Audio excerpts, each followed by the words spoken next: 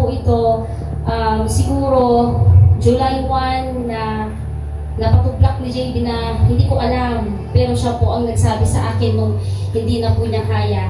Masakit yung dito sa may left arm niya. And then, tinignan ko nga hindi nga pantay sa left and right. Sabi ko, ba't di mo sinabi ilang days na pala na masakit na yung sa kamay mo kako? Eh di dapat sana na ipag-pray agad. So that time, tinignan ko po, and then ipinag-pray ni Brother AC. And then, nung naipag-pray po yun, makalipas po ang ilang oras siguro yun, that day din lang, tinanong ko siya nung natapos nang naipag-pray. Kasi nung pinag-pray ni AC, tinignan ko na rin, okay na. Talagang nabalot ng consuming fire yung kamay niya. And then unti-unti na yung namamaga na nakikita ko, unti-unti ito bumabalik sa normal. So doon, hindi ko na tinignan kung ilang minuto, oras na nibigay sa kanya complete healing. Pero nung tinanong ko siya at naalala ko, sabi ko, ay okay na pala ako, tanungin ko nga siya. Siyempre bata po yan. And then pinindot ko yung kamay niya. Hindi na nag-aray, hindi kagaya nung una. Pag pindot ko pa lang, napaaray na siya. Doon ko nalaman na nadapa pala na hindi niya sinabi sa akin dun sa school. So nung napag-pray po siya, after that, nung pinindot ko ulit, wala nang aray. Hindi na po niya maramdaman. Sabi niya, wala na mami, magaling na ako. So, doon pa lang po, pananampalataya mo at maniniwala ka na after ng prayer, okay na siya. So that time, until now, okay na po yung kamay niya, parang walang nangyari. So nagpapasalamat ako sa Diyos sapagkat ang kalusugan, kagalingan na binibigay sa dalawang anakis ko, andoon na nag-uumapaw. Na kahit na doon makapahigh blood mo to, damdaman mapalalpa ako. Pero, it's normal. Doon po tayo natitest kung paano haba yung patient mo natin sa mga bata. So, kahit ako po ang ina ng dalawang batang ito, ay andoon pa rin na napapasalamat ako sa Diyos sapagkat siya yung nag-guide sa akin how to discipline them. So, by the Word of God, and andoon na sinasabi ko sa kanila kung mali ay huwag nang gawin. So, andoon na salamat sa Diyos sapagkat kahit sa school, andoon na ang guidance ni Lord palaging nandyan at nagpo-provide sa lahat ng aming pangangailangan. So, binibigay ko sa Kanya ang lahat ng kapurihan. Praise God. Hindi kalmang nga talaga ito yung papandito minda nagsingat.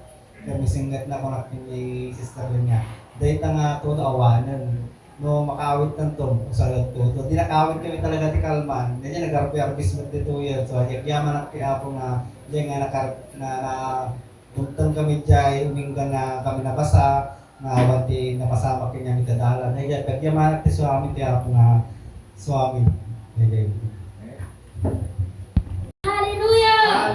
Hallelujah! Glory!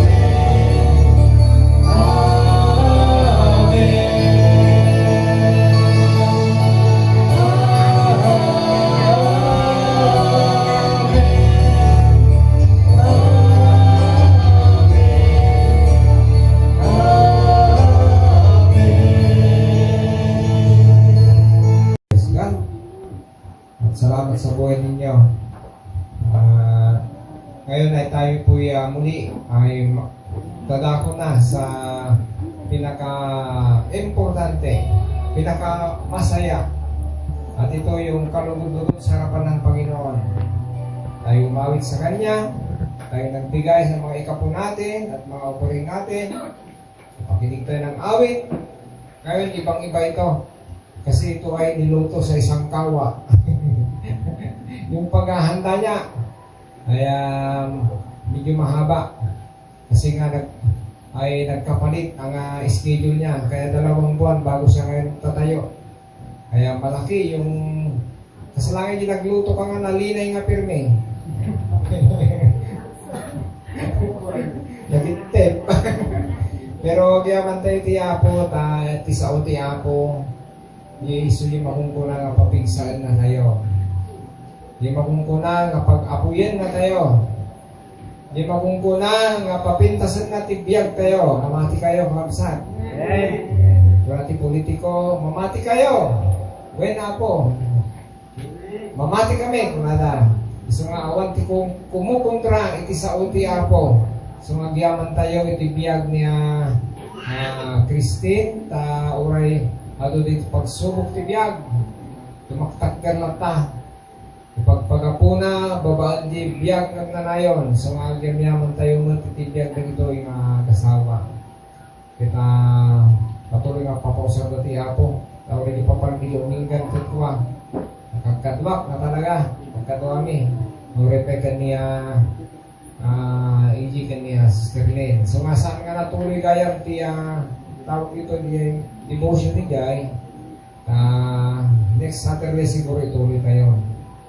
Basta kahit patuloy ng apoy lang magtumingan. So nga ganyaman tayo iti nakasablo tayo nga busy. Yan. So kung kunat tayo ni Sister nga hinagan sa nalipatan ko? Analin. Yan. Nag-request kayo ni Bible study. At mamatayak na kailangan tayo masabotod na ito yung kakapsat. Gamin, ado na ito offer tayo, makatek pa Bible study, nagiti dati nga membro, pero sanda nga kayat, kung dati kayat na. Siguro, ilipandak ti schedule ko dyan, takayat ko. Uri maminsan mga Domingo.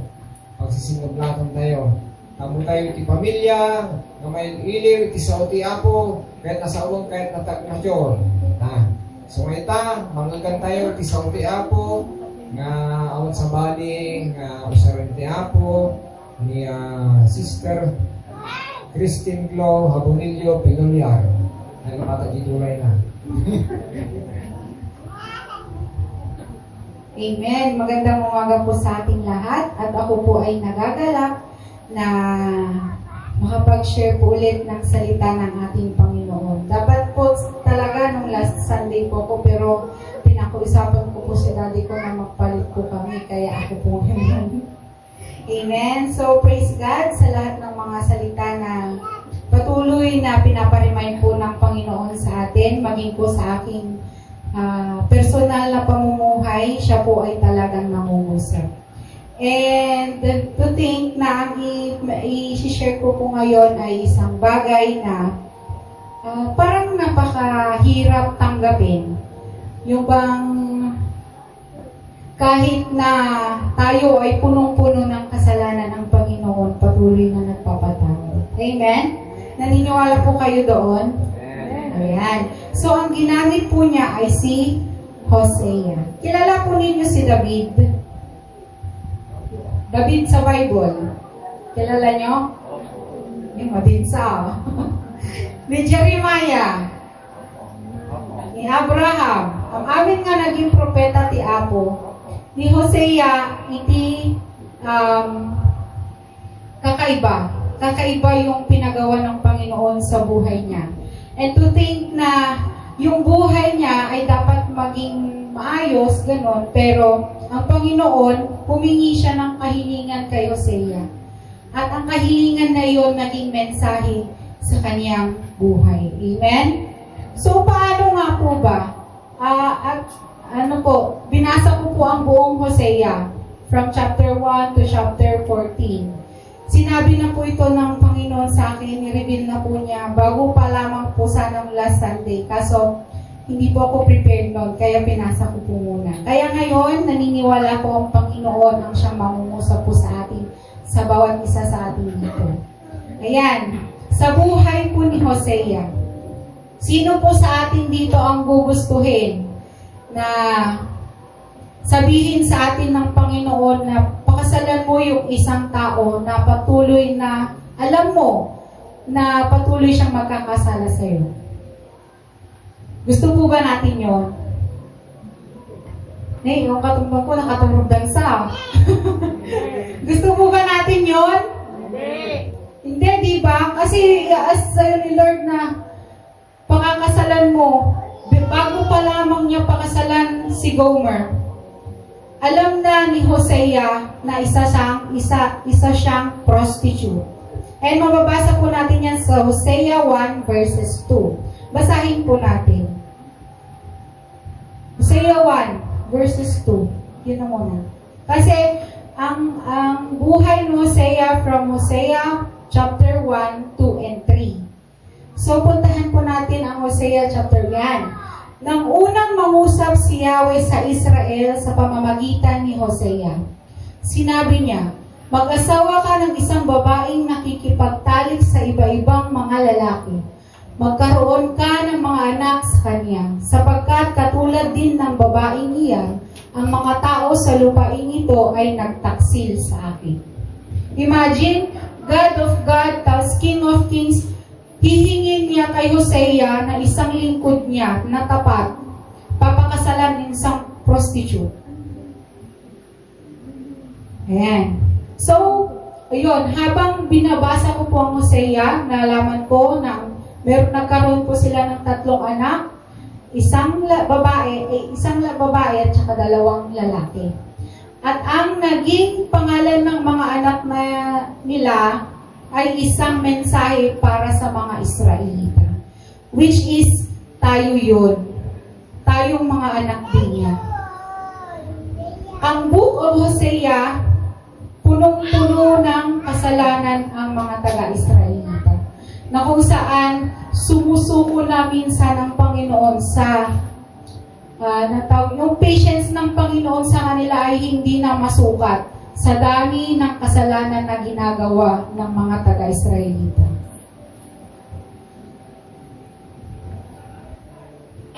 What if God would ask you to marry someone who would betray you over and over again? Someone who would lie to your face, magsisinungaling siya kahit harap-harapan na, run into your arms of other lovers and humiliate you in public. And yet, you were called to love them. Amen? Kahit na yung isang tao na yon, na si Gomer, patuloy na nagkakasala, sabihin na natin na habang nag-share ng Word of God si Hosea, itong si Gomer patuloy siyang nagkakasala. And lahat ng sinesharean ni Hosea, sasabihin sa kanya, oh, yung asawa mo, ganito, ganyan, bakit nagpapatuloy ka pang nag-share ng Word of God? And this is the message today, church. Most of us would refuse. We would like to walk away. Gusto na nating takbuhan yung bagay na yon, unable to endure the pain. But Hosea didn't have a choice. Wala po siyang choice eh. Si Lord po ang nagsabi sa kanya. His marriage was his message. God commanded Hosea to marry a woman who would be unfaithful not as a punishment but as a prophecy. His relationship would be a mirror reflecting God's own broken heart. Imagine tayo, makikita ng Panginoon, patuloy tayong nagkakasala sa mundong ito. Tingnan po natin ang mundo. Parang normal ng pagkakasala. Bakit? Kasi napakaraming idolatry. Idolatry ng pagiging busy. Na kahit Sunday, naglalaba. Namamalan siya, nagluluto. Kung ano-anong ginagawa, imbis na ilaan ang oras sa Panginoon. Kaya nga, ang Panginoon is always broken ang heart niya kasi nga, dahil sa pagmamahal niya sa ating mga anak niya. Kahit na tayo'y lumalayo sa Kanya, patuloy na nire-remind sa atin ng Panginoon na tayo'y dapat lumapit sa Kanya. And because the real betrayal wasn't just even between Hosea and Gomer. Ang pangalan po ng asawa ni Hosea ay Gomer. It is between God and His people. Sino po ba ang people niya? Kabilang ka ba doon, church? Nay, duduwan sa nangagaw.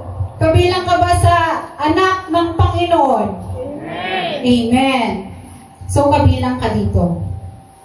A nation that had once been devoted to Him had now chased after idols, lovers, and false promises, turning its back on the one who had saved them. But is Israel's story really so different from ours today? We live in the world that worships success, pleasure, and self-centered. Diba, ang unang kalaban natin ay ang sarili natin. Na kung minsan na kahit na gusto na ng flesh, ang spiritual or ang Holy Spirit ng Panginoon, sasabihan tayo na huwag gawin. Pero sinusunod pa rin natin yung flesh. Chasing anything that makes us feel happy for a moment while pushing God farther away. We promise faithfulness on Sundays but betrays Him by Mondays, Tuesdays, Wednesdays, Thursdays, Fridays, and Saturdays, and even Sundays. Diba? Kung minsan nagbibetray tayo sa Panginoon, hindi lang sa pagiging asawa natin siya, and He is our husband, and we are His wife. Ngayon, we betray Him sa paulit na hindi tayo nakikinig ng salita niya. Hosea's heartbreak is not just ancient story. It is a timeless warning, and yet in the midst of betrayal, there is hope. Mayroong pag-asa, kapatid. Mayroong pag-asa.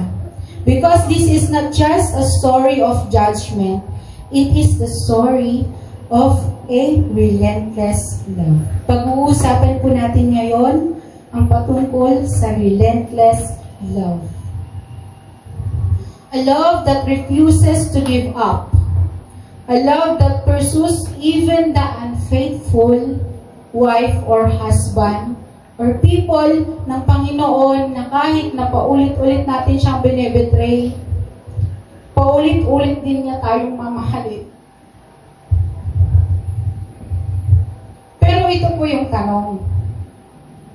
How far can love really go before it breaks? Hanggang kailan ba yung pagmamahal na yan ay mananatili?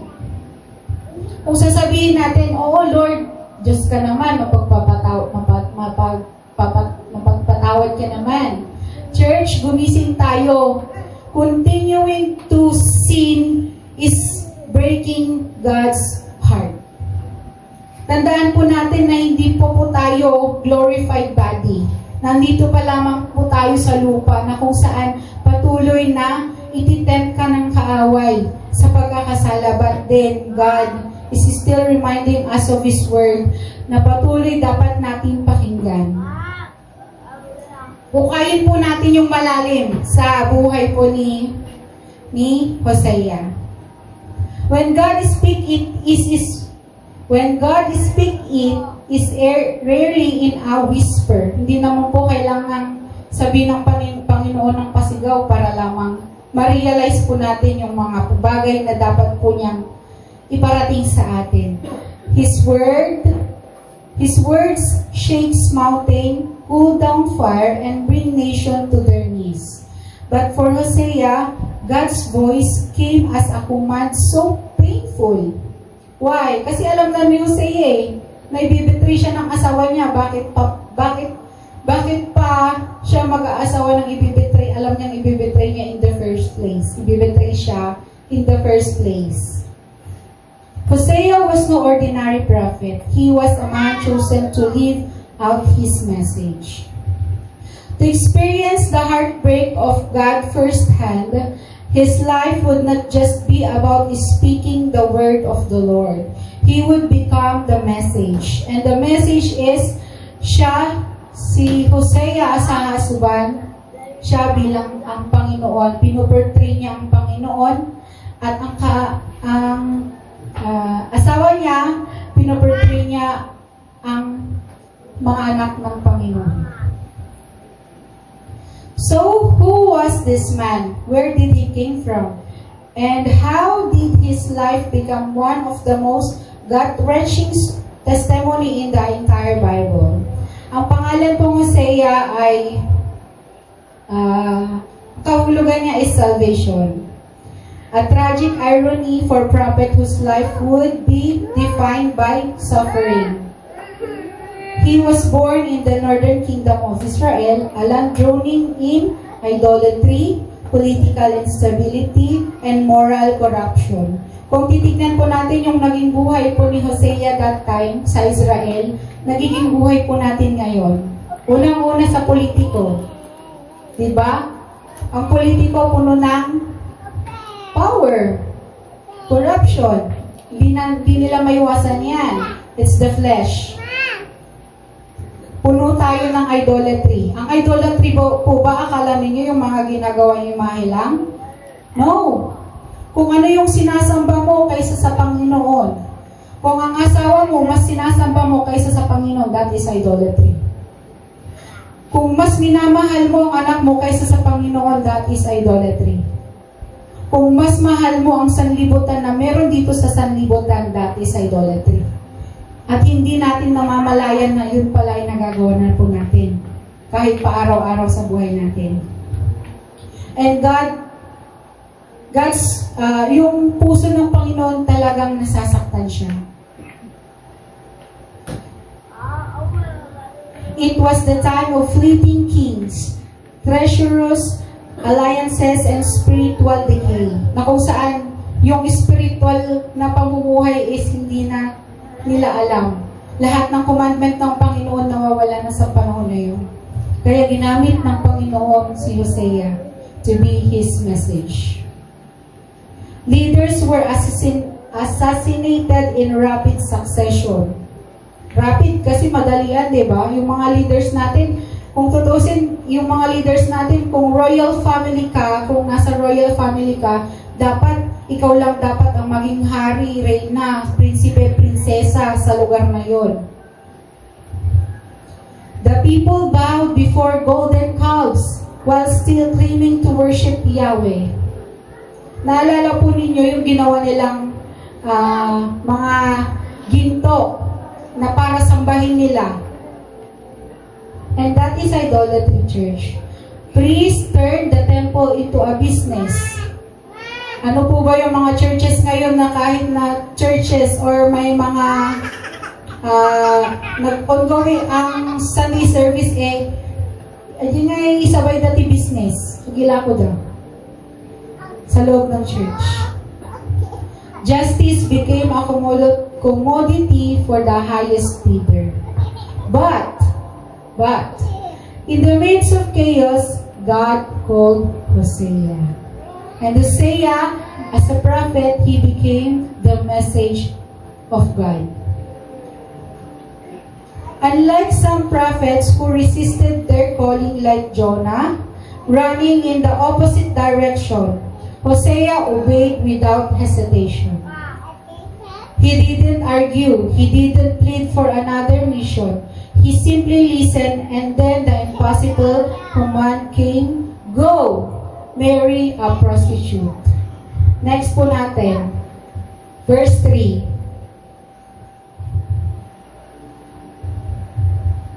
Napangasawa nga ni Hosea si Gomer, na anak ni Diblaim. Di nagtagal, ang babae ay naglihi at nanganak ng isang lalaki. Next. 4. Sinabi ni Yahweh kay Hosea, Jezreel ang ipapangalan mo sa bata sapagkat paparusahan ko ang sambahayan ni Jehu dahil sa maramihang pagpapaslang sa Jezreel at wawasakin ko ang kaharian ng Israel. Next. wawakasan ko ang kaharian ng Israel.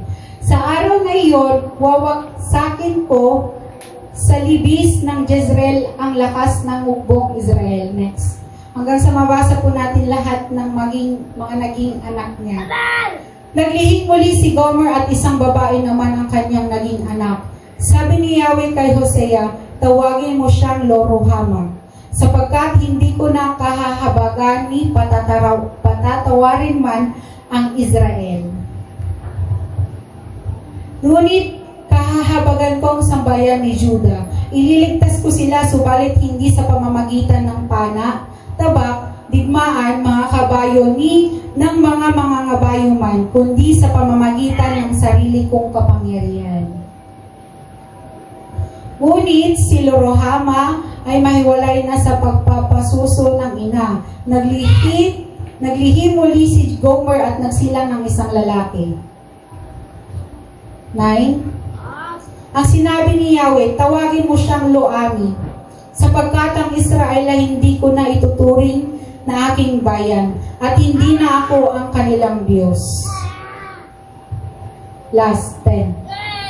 Gayon may magiging kasindami ng buhangin sa dagat ang bilang ng mga taga-Israel. Hindi mabibilang dahil sa sobrang dami. Ngayon, sinabi sa kanila, kayo'y hindi ko bayan. Ngunit darating ang panahon na sasabihin sa kanila, kayo ang mga anak ng Diyos na buhay. Imagine, ang Panginoon sasabihin niya hindi niya bayan, pero mayroon yung love. And as I go on to reading, binabasa ko po ang buhay ni Hosea hanggang sa chapter 3. Sa chapter 2, bubukod ko na lang po, summary. Sa chapter 2, doon po natin mababasa yung pagtataksil ni Gomer sa kanya. Kung saan na kahit na nagiging tapat na lingkod ng Panginoon si Hosea, patuloy yung pagtataksil ni Gomer sa kanya bilang asawa niya. And to think na alam naman ni Hosea talaga na pagtataksilan siya ng asawa niya. Doon po sa verse 2 po natin yung mababasa. Puntahan po natin yung verse 3. Kasi dito po sa verse 3, inutusan ni Lord si Hosea para bilhin si Gomer sa piraso na sinabi ko dito. Chapter 3, verses 1. Sinabi sa akin niya, umalis kang muli at ipakita mo ang iyong pag-ibig sa iyong asawa. Bagaman siya'y nangangalon niya, sapagkat mahal pa rin ni Yahweh ang Israel, kahit na sumasamba sila sa ibang mga Diyos, at laging naghahandog sa mga ito ng tinapay na may pasas. Next, verse 2. Kaya't binili ko siya sa halagang 15 pirasong pilak. Lan po? 15 pirasong pilak at 150 kilong cebada. Cebada is yung cloth po, di ba? Cloth. Tama po? May nakapapuntahin. And verse 3, at sinabi ko sa kanya, manatili kang tapat sa akin. Huwag ka nang mangalunya o makipagtalik pa sa ibang lalaki. Ako ay magiging tapat sa iyo. Sapagkat ang mga taga-Israel ay mamumuhay na walang hari at walang pinuno. Sa loob ng mahabang panahon, mawawalan din sila ng mga handog, asyera, ephod at larawan ng mga Diyos-Diyosan. Hindi naman po ibig sabihin na nagpatawad ang Panginoon ay hindi na po natin, or hindi po ibig sabihin na nagpatawad ang Panginoon ay magpapatuloy po tayo sa pagkakasala. And gusto ko lamang pong i-share yung mga ilan lamang po na hinighlights ko from verses 4 to 14. Puntahan po natin yung hinanakit ni Yahweh sa Israel. Sabi po sa Hosea chapter 4 verses 1 to 2, dinggin ninyo mga taga-Israel ang pahayag ni Yahweh sapagkat may bintang siya laban sa inyo. Sa lupain ito ay walang katapatan, walang pagmamahalan, at walang pagkilala sa Diyos. Sa halip ay laganap ang pagtutungan paghumayaw, at pagsisinungaling, pagpatay, pagnanakaw at pangangalunya. Nilalabag nila ang lahat ng batas at sunod-sunod ang mga pamamasdan. Yung puso ng Panginoon talagang mararanasan mo yung pag-iyak niya. Yung inanakit niya sa mga anak niya, sa mga taga-Israelita. Dahil na rin sa mga patuloy na pagkakasala niya. Pagkakasala ng Israel sa Panginoon. And Panginoon, yung pagmamahal niya nandyan. Ang pagmamahal po ng Panginoon, He will not tolerate you to sin. He want you to change. Puntahan po natin yung 4 verse 10. Lahat po ng mga ito, ginawa po ng Israelita. Bumaling po sila sa ibang Diyos. Sila'y kakain, ngunit hindi mabubusog. Makikipagtalik sila sa mga babae sa templo, ngunit hindi sila magkakaanak, sapagkat itinakwil nila si Yahweh at sila'y bumaling sa ibang Diyos. Grabe, no? Grabe yung ginagawa ng mga taga-Israelita sa Panginoon. Kasi, kung sa mga magulang po, ano po yung pakiramdam kung itatakwil ka po ng anak ninyo? You carry him or her sa tiyan mo, 9 months, pinalaki mo siya, hanggang ngayon, tapos sasabihin niya paglaki niya, hindi kita magulang, hindi kita ina, hindi kita ama. Ganun po yung heartbreak na pinapakita ng Israel sa Panginoon. Next po, at dito po natin makikita na ang alak ay nakakasira ng pangunawa. Kaya nga, di ba, if you love yourself, kung mahal mo ang sarili mo, mahal mo ang templo ng Panginoon sa buhay mo, hindi mo hahayaang masira ito. Kaya huwag kang iinom ng alak. Ganon. Ayan, basahin po natin. Ang alak, luma man o bago, ay nakakasira ng pangunawa. Punta po tayo sa 18. Ano pong ipipiliin ninyo? Kahihiyan o kadakilaan? Gusto nyo ng kahihiyan?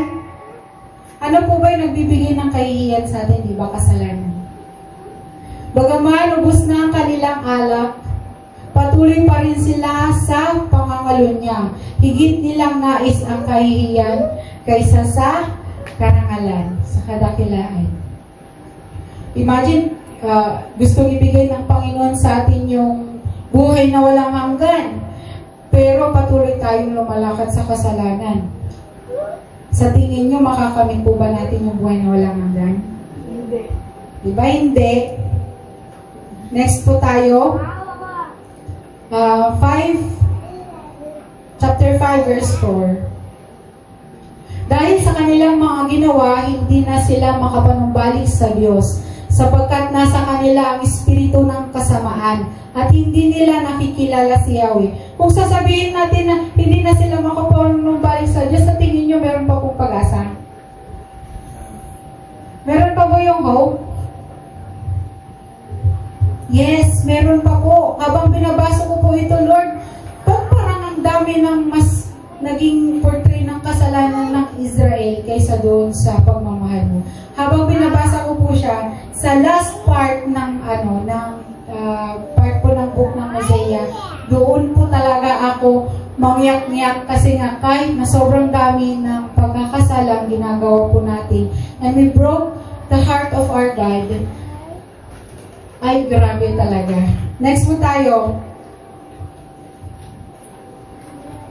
Sa 7 po.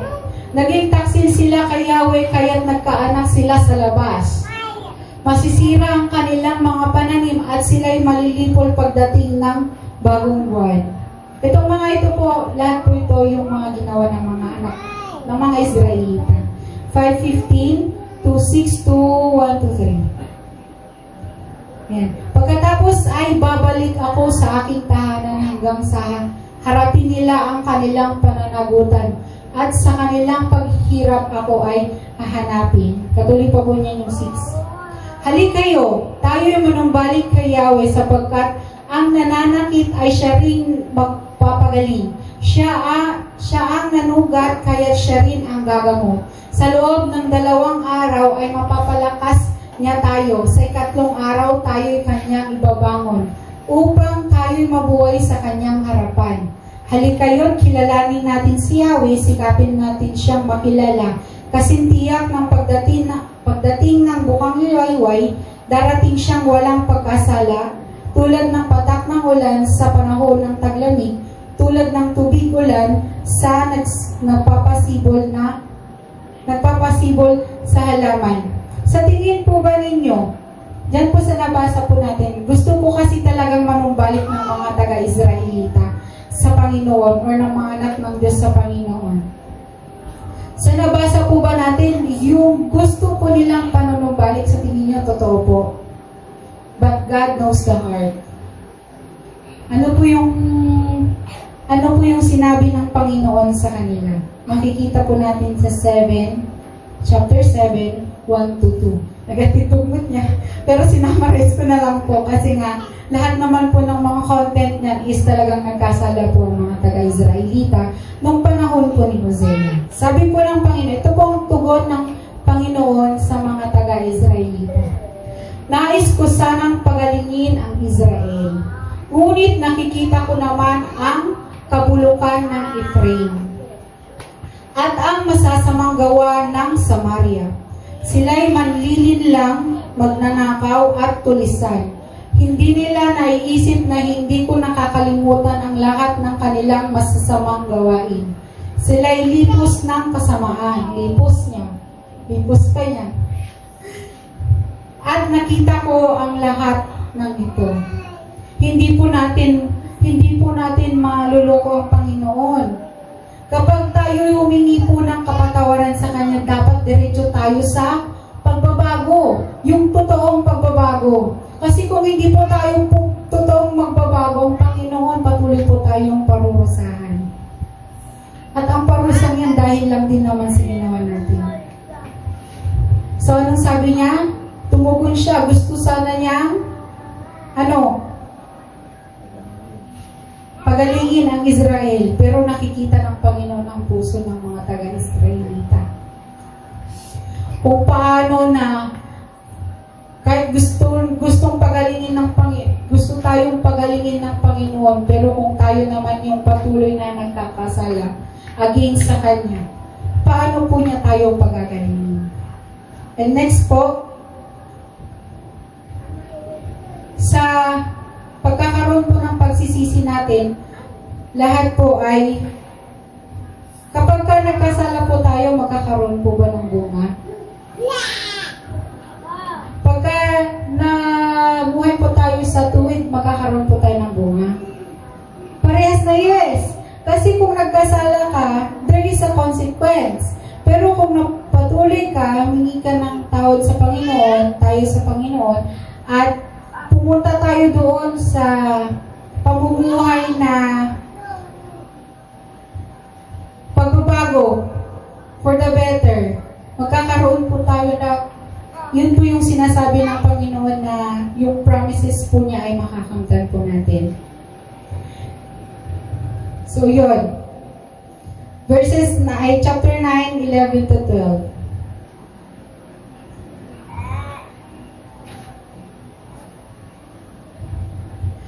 Ang kaningningan ng Ephraim ay maglalaho, para itong ibong lumilipad na palayo. Wala nang isisilang, walang magdadalang tao at wala ring maglilihi. At kahit pa sila magkaroon ng mga anak, kukunin ko ang mga ito hanggang sa walang matira. Kahabag-habag sila kapag ako'y lumayo sa kanila. Imagine, makikita po natin yung sarili natin ng pagka walang Panginoon sa atin, ano po tayo? Saan po tayo? Diba wala po? Walang-wala. Kahit na gusto natin,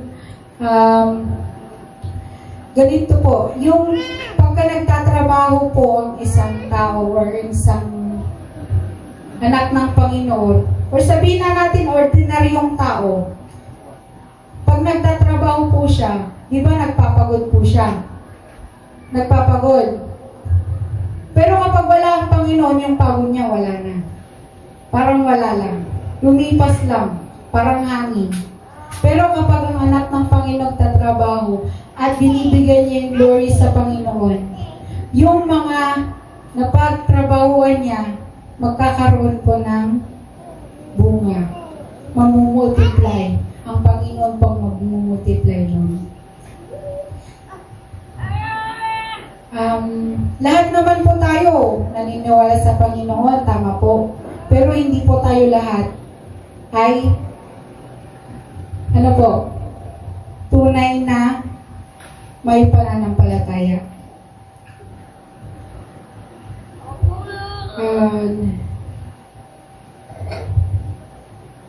Alam niyo po ba na kahit na tayo po ay nagkakasala, na nananabig pa rin po ang Panginoon sa atin. Mabasa ko po yan sa whole chapter ng 11.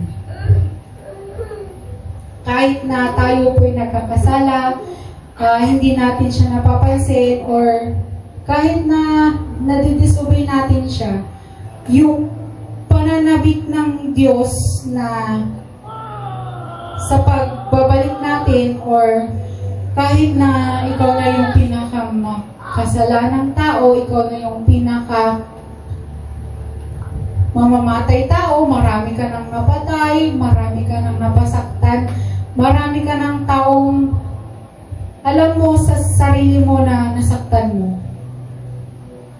Yung pananabik ng Panginoon sa ating mga anak niya, lagi pa rin po siyang nag-aantay. Minsan naiisip po natin yung mga pansarili natin kayamanan. Gusto po natin yumaman, magkaroon po ng sariling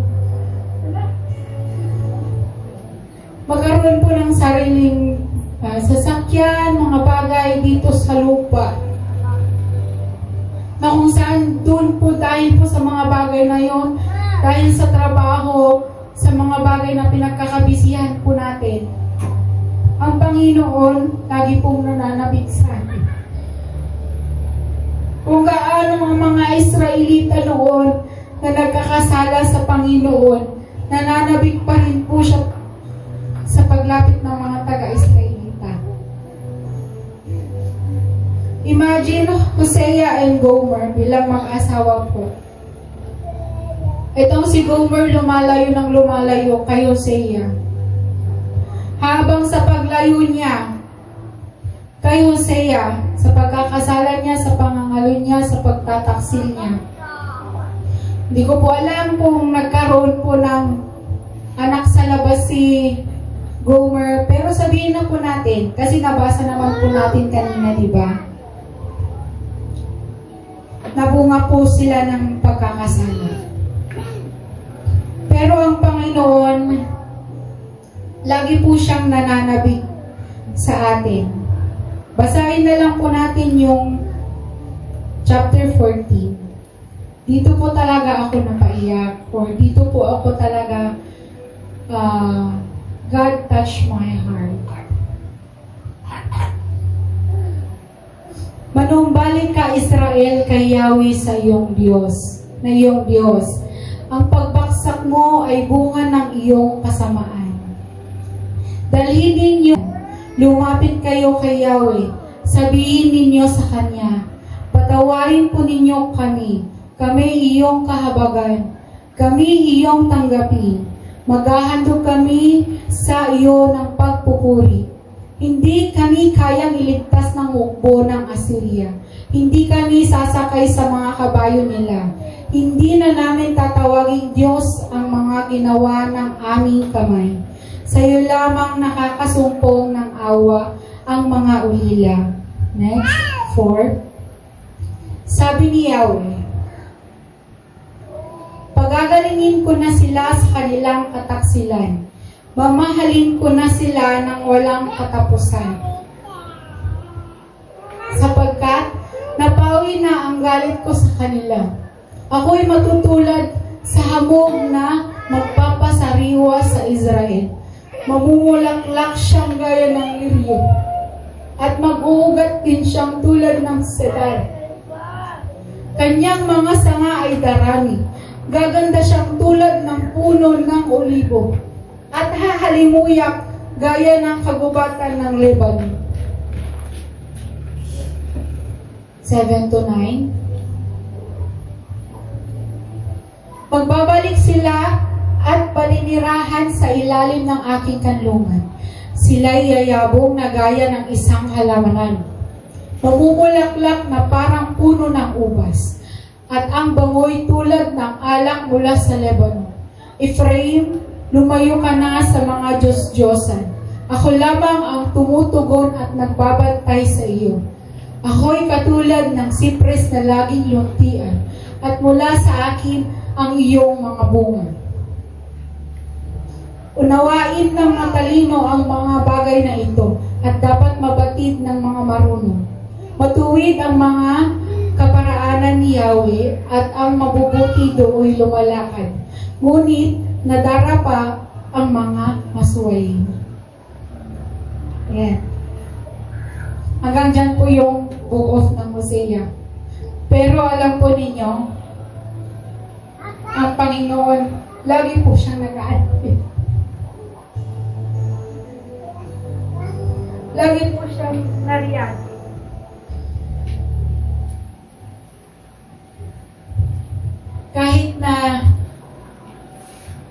Kahit na tayo po ay nagpapatuloy sa pagkakasala or nagkukulang po tayo sa Kanya, ang Panginoon nandyan lang po siya.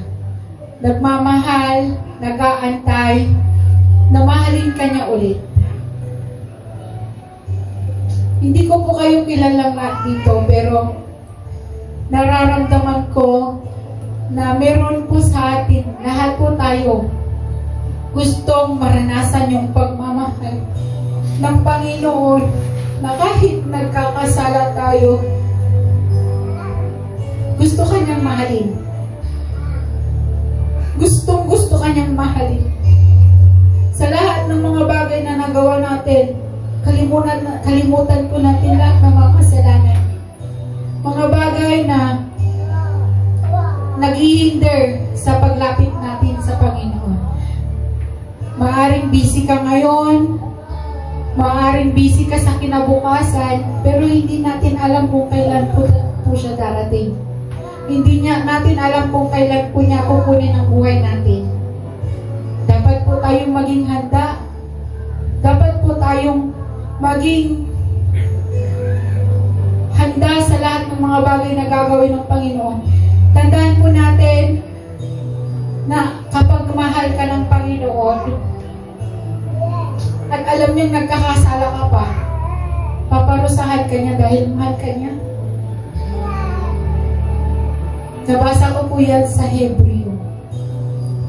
Ng Panginoon nagpaparusa dahil sa mahal ka niya. Katulad na lang po ng isang magulang. Na kapag ang magulang makulit ang kanyang anak, hindi ba pinapalo niya ito? Kasi kung hindi niya papaluin ang anak niya, mamumuhay ang anak niya sa pagiging swail na bata. Swail na anak. Ganon din po ang Panginoon. Ang pagmamahal po niya sa atin, hindi puro blessing. Sa totoo lang, blessing po yung pagpapalo niya sa atin eh. Kasi kung hindi po niya tayo papaluin, hindi natin makikita, marirealize na tayo na pala ay nagkakasala sa Kanya.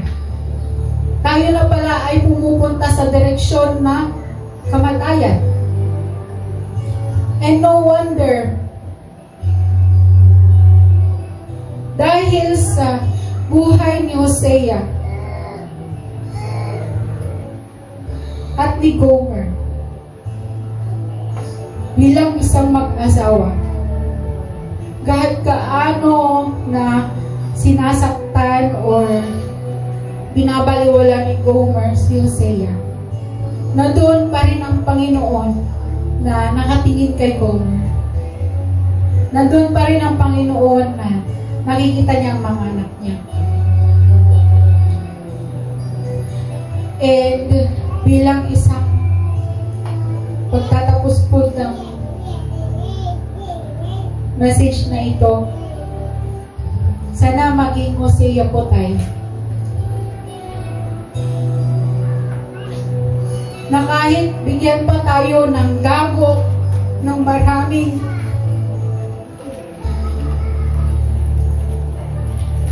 maraming bagay na hindi naman natin inaasahang mangyari sa buhay natin.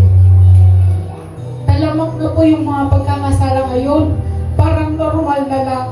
Kung tinitignan po natin, kung mababasa po ninyo ang Hosea, tapos titignan natin yung pamumuhay ng mga tao ngayon. Pamumuhay natin.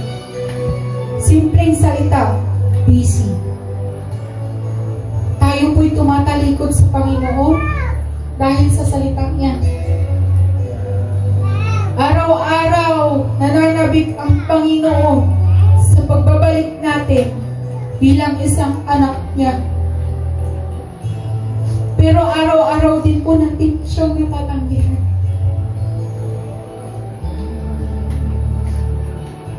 Just like Hosea, kahit ang daming dagok, problema, pasakit, maraming bagay na nararanasan natin.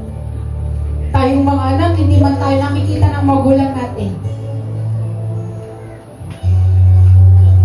Lahat tayo, hindi man tayo napapansin ng buong mundo, pero manatili kang tapat sa Panginoon. Just like Hosea. Nag-obey po siya ng walang pag-alala. Yun lamang po, to God be all the glory. But, tawagin po si Pastor, Mr. Freddy.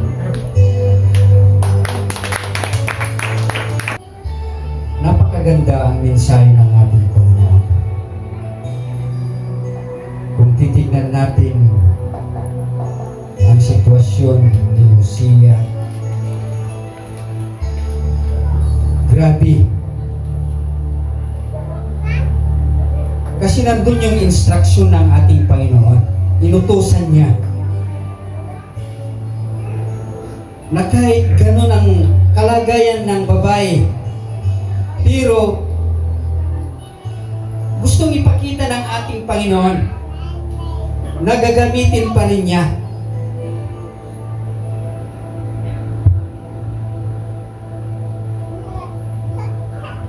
Kung titignan natin sa ngayon, grabing nangyayari. At alalahanin natin lahat ng mga salita ng ating Panginoon. Ang pag-ibig ng ating Panginoon, grabe, napakalaki, napakaluwang ang pag-ibig ng ating Panginoon. Kaya minsan hinahayaan niya na ang kanyang mga anak na kahit nakaliwas na ang ginagawa ng kanyang mga anak, hinahayaan ng ating Panginoon para nandun ma-realize niya, tama ba ito? Totoo ba ito ang aking ginagawa? Na kahit mali na, maling-mali na, pero iba, kakaiba. Kasi mismo ang Diyos ang nag-utos kay Hosea. Tayo ba yung mga nangyayari sa atin? Utos ba ng ating Panginoon yun? Hindi. Pero, pasaway tayo. Ganun pa man, nasa grasya tayo ng ating Panginoon. Nasa grace tayo ng ating Panginoon. Nandun yung pagmamahal pa rin ng ating Panginoon. Kaya lang alalahanin natin yung sinabi niya sa kanyang salita. Ang kabayaran ng kasalanan ay kamatayan. Hindi kamatayan physically, but eternal punishment. Yung tinutukoy niya doon. Lahat ng kasalanan, maliit o malaking kasalanan, ang kabayaran ay kamatayan. Kamatayan. Hindi porke ganun ang nangyari kay Hosea ay gagawin din natin yon, i-apply natin yon. No! Kasi yun ay plano ng Diyos yun. Para may pakita na ang pag-ibig ng Diyos ay napakaluwang. Pero hindi niya hahayaan na ikaw ay magpatuloy na gawin mo ito, gawin mo ito. Kahit na mali sa harapan ng ating Panginoon, inaatulgar mo yun. Hindi ganon ang Diyos. Kaya nga sabi niya, be ye holy, for I am holy. Paano mo sasabihin na magiging banal ka? Kung patuloy na ikinukonsinti mo ang mali. So doon nagkakasala ka pag kinukonsinti mo ang mali. Kaya nga, mayroon yung sinabi na kapag kinurik mo, doon mo'y pinapakita ang pagmamahal mo. Ikukurik mo siya dahil mahal mo siya. Hindi mo itutuloy ang ginagawa niya, kundi ikurit mo na wag nang balikan, wag nang gawin. Kaya nga, nandun yung discipline ng ating Panginoon kasi gusto niya lahat ng kanyang mga anak didisiplinahan niya. Dahil walang makakarating sa langit na may itinatagong kasalanan. Gusto niya dito pa lang sa ibabaw ng lupa, maging matuwid na, maging maayos na. Hindi yung saka ka lang magtuwid pag nandun ka na, huli na ang lahat. Dito pa lang, ituwid mo na ang sarili mo, ituwid mo na ang kapatid mo, ituwid mo na ang asawa mo, magulang mo, umaliman yung ginagawa, ituwid mo yun. Sabihin mo kung mali. At sana handa ka naman na tumanggap. Kahit na sabihin mong natamaan ang ego mo, tanggapin mo at humingi ka ng tawad sa ating Panginoon. Dahil walang makakarating sa langit na may nakatagong kasalanan sa kanyang puso. Ang daming ipinapagawa ng Diyos sa atin, pero hindi natin nagagawa. Huwag kang kukuha ng alibay. Huwag mong itutuloy ang mga bagay na yun. Basta't sinabi ng ating Panginoon na ang lahat ng kasalanan, ang kabayaran, kamatayan. Kamatayan. Hindi basta-basta kamatayan. Kahit sabihin mo na, basically, sa gobyerno natin, kapag nagkasala ka, di ba anong ginagawa nila? Ikukulong hanggang mangyari ang bagay na kung grabe, talagang seriality ka, talagang pagbabayaran mo lahat ng ginawa mo. Ganon ang gobyerno, ganon din ang ating Panginoon. Lahat ng nakatagong kasalanan, lahat ng kasalanan, maliit man o malaking kasalanan, ang kabayaran, kamatayan. Kamatayan. Kaya dito pa lang sa mundong ito, dito ka magtuwid. Dito ka magpalinis sa ating Panginoon. Kaya nga, napakagandang pangalan ng na ibinigay ng ating Panginoon na grupo natin, pure heart. Pure heart. Kaya lang napakahirap sundin, napakahirap gawin yung salitang pure heart. Dahil ikaw yung tinitignan, ikaw yung pinapanood ng mga tao. Inuobserbahan ka. Tayo, nagkakamali sa kunting bagay lang, kaya minsan hindi nakakausad ang ating grupo dahil sa kamaling iyan. Dahil sa kamaling iyan, nagiging question mark. Kahit gaano ginagawa natin, nagdidebusyon, nangyayari ang mga bagay.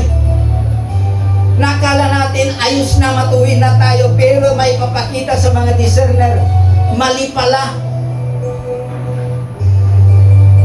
Sobrang sakripisyo. Pero, ganon pa man, gawin natin yung nararapat para sa ating Panginoon. Kala natin okay na, ayos na. Pero pag tingin ng mga discerner, grabe sacrifice yung ginagawa ng bawat isa. Pero bakit ganon? Bakit ganon? Nandun pa rin. Kaya ang kasalanan, kapag yan ay kasalanan, ginawa mo, kasalanan yan. Maliit man o malaking kasalanan, pari-pari yung kasalanan yan. So ang kabayaran ng kasalanan, kamatayan. Ibig sabihin, lahat ng ginawa mo, malinis man o kamaliman yan, may kabayaran. Lahat ng itanim mo ay nandun ang bunga. May bunga. May kapalit. Lahat ng gagawin mo, matuwid man yan o mali, wala kang may tatago. Wala tayong may tatago sa harapan ng ating Panginoon. Lahat yan nakalista. Kaya huwag mong ibis sa anumang bagay